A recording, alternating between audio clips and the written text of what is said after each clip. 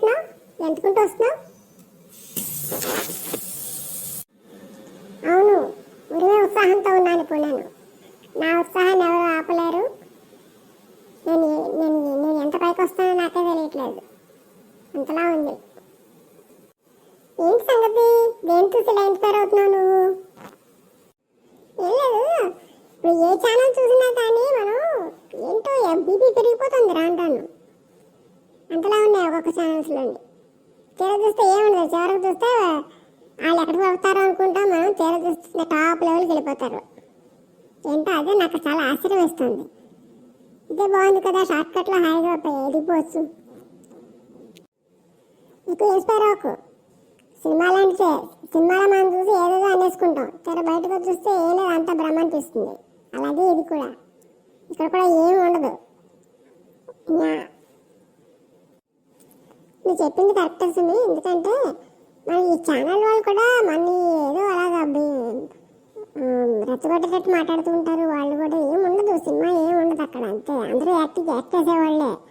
అంటే నాకు షాక్ అనిపిస్తుంది ఒక్కొక్కరు యాక్టింగ్ చూస్తూ ఉంటాయి. ఎంతలా ఉంటుందా అనుకున్నా. పాతకాలం వాళ్ళు పాపం సినిమా యాక్టర్లందరూ ఏమైపోవాలో నాకు అర్థం కావట్లేదు వీళ్ళని చూస్తుంటే. వాళ్ళు మించిపోయి ఉన్నారు వీళ్ళు.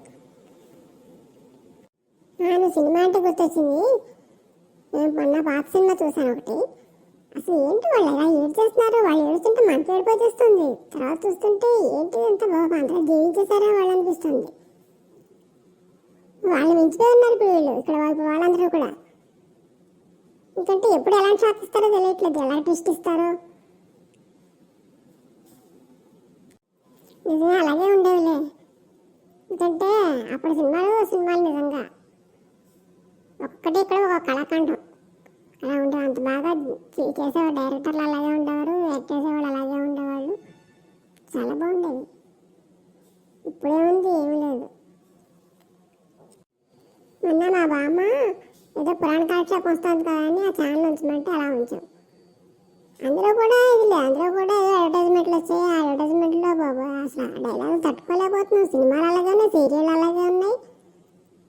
అంటే జనాలు చూసేవాళ్ళు ఎలా చూస్తున్నారో అర్థం కాదు, వాళ్ళు ఎందుకు తీస్తున్నారో అర్థం కాదు. అవన్నీ అన్నింట్లోనూ కూడా ఇవే వాళ్ళు ప్రతీకారాలు, ప్రబంధలు తెచ్చుకోవడాలు అలాగే ఉంది.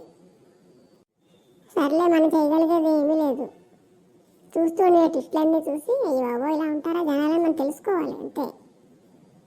ప్రజల్ని పిచ్చివాళ్ళని చేస్తారు అంతే అందరూ.